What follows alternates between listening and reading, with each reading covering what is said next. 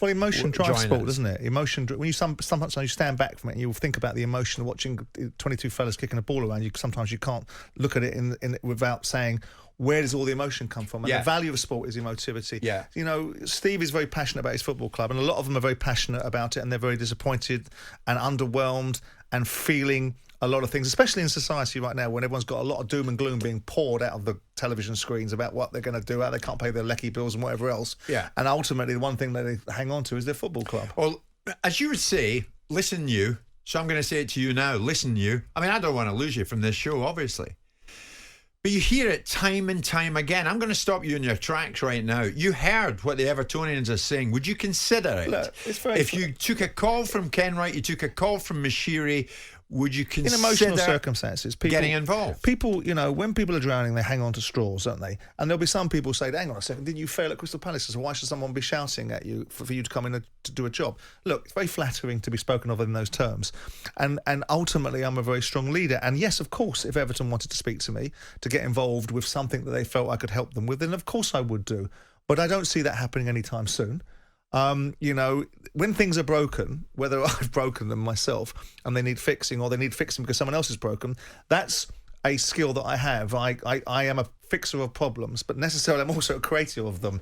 And, you know, you've got to work out the yin and the yang. They need leadership in that football club. And what Alan said that I agreed with was communication. Now, sometimes you can communicate too much. Sometimes you can communicate through the wrong methodology. Sometimes you've got to pick your time. But leaders lead.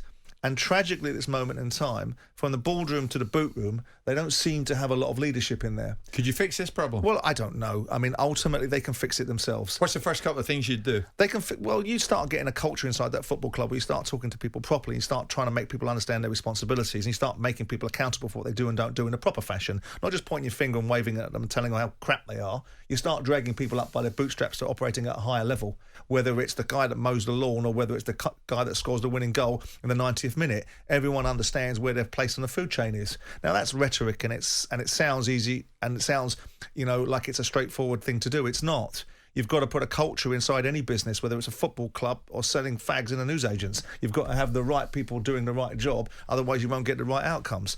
And that's just about discipline, motivation, and understanding one's responsibilities. And Mashiri's not doing that, is what you're saying. Well, he's an absentee landlord, isn't he? What is his motivation for owning the football club? Whose money is behind it? What is the objective? Why is he listening to the wrong voices? Why isn't he at football matches? Why hasn't he been there for 15 months?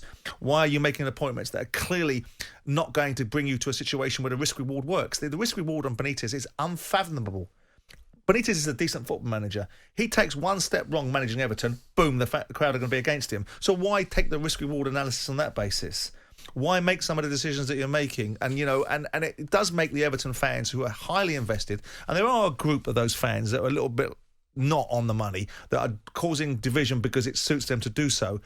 But they can't be happy, can they? It's their football club. If you go up to Merseyside, I get the dynamic of it. I get how passionate they are. Yeah. And that passion can spill over into negativity. So Steve calling to arms and being very emotional about it is good.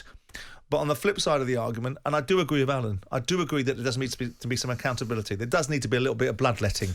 Right. But maybe not now. Maybe in the summer. Maybe when you've got past this ridiculous, consistent hurdle. But that's the first time you've said it. If Kenwright, I mean, you speak to Bill, so do I. If he got in touch, or Mashiri got in touch, it's very flattering, but they won't. On an advisory basis, consultancy basis. But they won't, Bill. They won't, Jim. So with the greatest respect in the world, it's a conversation that I'm very flattered that people think that. There'll be other people on the other side of the equation that think I'm a tosspot. So we can take it both ways, can't we?